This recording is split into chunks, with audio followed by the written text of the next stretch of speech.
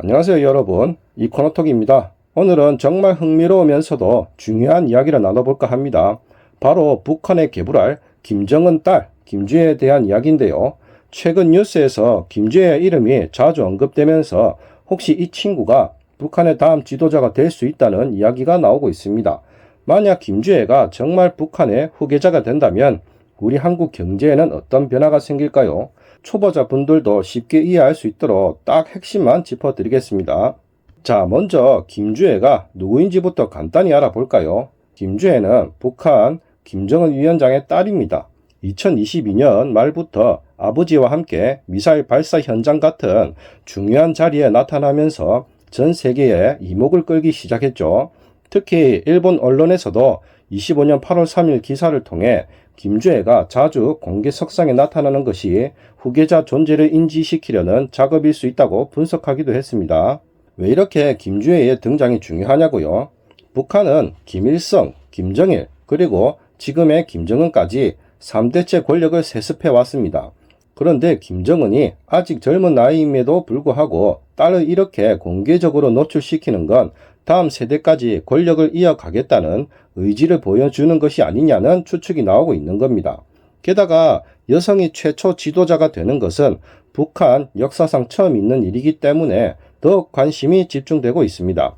만약 김주애가 정말 북한의 다음 지도자가 된다면 북한 내부적으로는 어떤 변화가 예상될까요? 첫째, 4대 세습의 공고화입니다. 김주애의 등장은 백두혈통이라고 불리는 김씨 일가의 통치 정당성을 더욱 굳건히 하려는 시도로 볼 수 있습니다. 젊은 나이에 권력을 이어받을 수 있음을 암시하며 체제 안정성을 높이려는 의도가 담겨 있을 수 있습니다. 둘째, 군사 강국 이미지를 계속 가져갈 가능성입니다. 김주애가 처음 대중에게 모습을 드러낸 곳이 바로 미사일 발사 현장이었습니다. 이후로도 군 관련 행사에 자주 동행하는 모습을 보여주며 북한이 핵무기와 미사일 개발을 통해 스스로의 안전을 지키겠다는 메시지를 계속해서 강조할 것으로 예상됩니다. 이는 대외적으로 북한의 군사적 위협을 유지하겠다는 신호로 볼 수 있습니다. 셋째, 부드러운 이미지 전략을 구사할 수도 있습니다. 일각에서는 김주애의 등장이 국제사회에 좀 더 부드럽고 유연한 이미지를 보여주기 위한 전략일 수도 있다고 분석합니다. 아직 어린 소녀의 이미지를 통해 과거의 강경한 지도자들과는 다른 모습을 연출하려 할 수 있다는 거죠. 하지만 이는 어디까지나 추측이며 북한 체제의 본질은 크게 변하지 않을 것이라는 의견도 많습니다. 자, 그럼 이제 가장 중요한 질문입니다. 만약 김주애 시대가 열린다면 우리 한국 경제에는 어떤 영향을 미치게 될까요? 크게 세 가지 측면에서 살펴볼 수 있습니다. 첫째, 남북 관계의 불확실성이 커질 수 있습니다. 앞서 말씀드린 것처럼 북한이 강경한 군사 노선을 유지할 가능성이 높기 때문에 남북 간의 긴장감이 높아질 수 있습니다. 이는 군사적 대치 상황을 심화시키고 우리 안보에 대한 리스크를 높일 수 있습니다. 국제신용평가사나 투자자들은 이러한 지정학적 리스크를 중요하게 보기 때문에 한국에 대한 투자 심리가 위축될 가능성도 배제할 수 없습니다. 외국인 투자자들이 한국 시장을 불안하게 여길 경우 주식시장이나 환율에도 부정적인 영향을 미칠 수 있겠죠. 둘째, 방위산업에 대한 관심이 커질 수 있습니다. 북한의 군사적 위협이 계속된다면 우리나라는 국방력을 더욱 강화할 수밖에 없을 겁니다. 이는 방위산업 관련 기업들에게는 새로운 기회가 될 수 있습니다.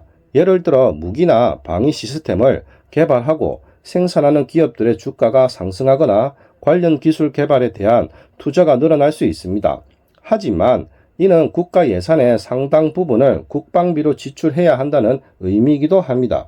셋째, 장기적인 통일 비용 문제와 북한 개발 협력 가능성입니다. 김주애 체제가 안정화될 경우 북한 내부의 변화와 더불어 통일에 대한 장기적인 논의가 재점화될 수도 있습니다. 물론 당장은 아니겠지만 미래에 북한의 개방 가능성이 생긴다면 이는 새로운 경제적 기회가 될 수 있습니다. 도로, 철도, 에너지 등 인프라 구축이나 자원 개발 등에 대한 협력이 이루어질 수 있고 이는 우리 기업들에게 새로운 시장을 개척할 기회를 제공할 수도 있습니다.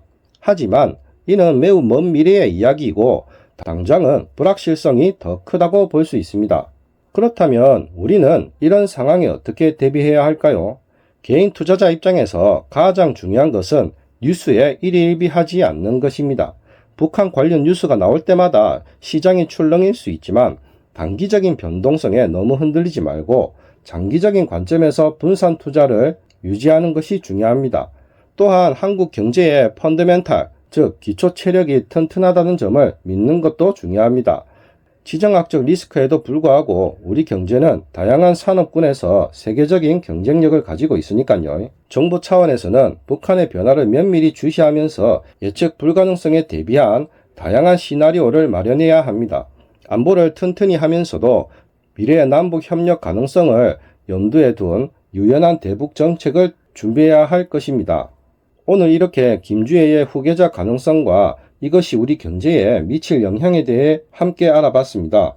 아직은 불확실성이 크지만 미래를 예측하고 대비하는 것은 우리 경제를 지키는 중요한 첫걸음입니다.